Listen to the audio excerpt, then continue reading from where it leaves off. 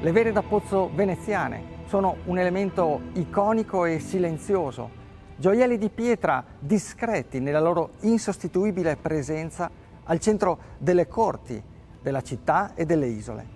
Sono migliaia e costituiscono la testimonianza più efficace di come nei secoli Venezia, città sull'acqua ma senza acqua, sia riuscita, grazie all'ingegno e alla capacità di adattamento dei suoi abitanti, a mettere a punto un sistema di approvvigionamento idrico capace di non far disperdere nemmeno una goccia.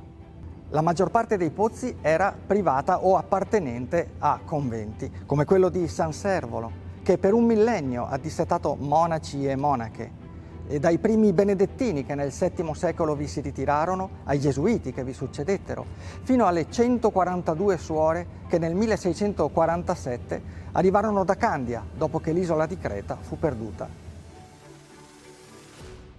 All'inizio del Settecento San Servolo viene adibita a ospedale per diventare progressivamente centro di cura per le malattie mentali. Oggi l'isola è il luogo dell'accoglienza, con un centro congressuale nel cuore della laguna, l'antica biblioteca, la farmacia e un museo dedicato al suo passato legato alla follia. Tutto immerso in uno dei parchi più grandi della città e delle isole.